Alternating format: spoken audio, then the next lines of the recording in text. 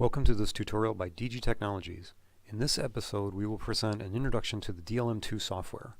DLM2 works with any of DG's J1939 tools to create a simple, easy-to-use interface to receive and transmit CAN data.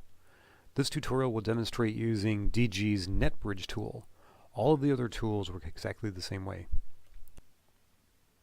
Let's get started by starting the DLM2 software from the Start menu.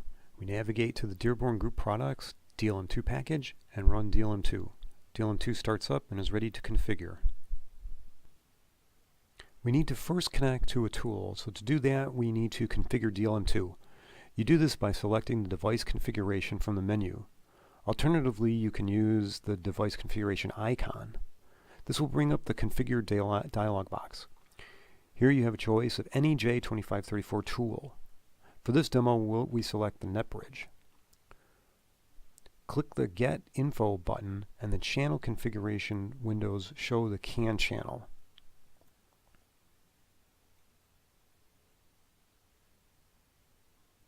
Click the ... button to bring up a selection window to select your DBC file if you have one.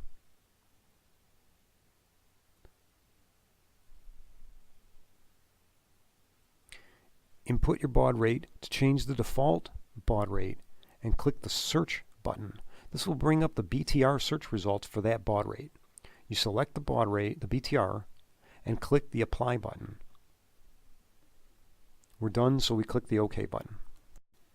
The DLM2 user manual that comes with your DLM2 software shows these same steps of configuring a device and setting the baud rate and searching for and selecting BTRs. Now we are ready to start and view received messages. Click the RX button to bring up the Receive Message window. Right-click on the window and select the Filter Configuration menu item. This brings up a list of messages defined in your DBC file. Select the messages you want to see in the Receive window, and then click OK when you're done. Now we are ready to start. Click the Start icon and you will see Receive Messages in the Receive window. This is raw CAN data. You can also see the engineering units data converted by your DBC file by expanding the tabs. Expand the tabs by clicking the plus sign on the left-hand side.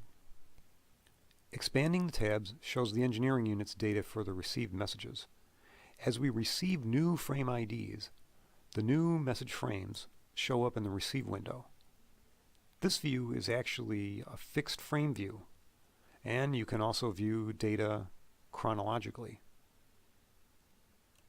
To change the view, right-click to bring up the Receive window menu and select Chronological.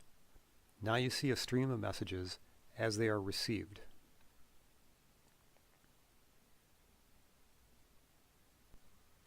To change back to Fixed View, right-click and select the Fixed menu item. Now you know how to use the DLM2 software to view engineering units data from any of DG's J1939 devices.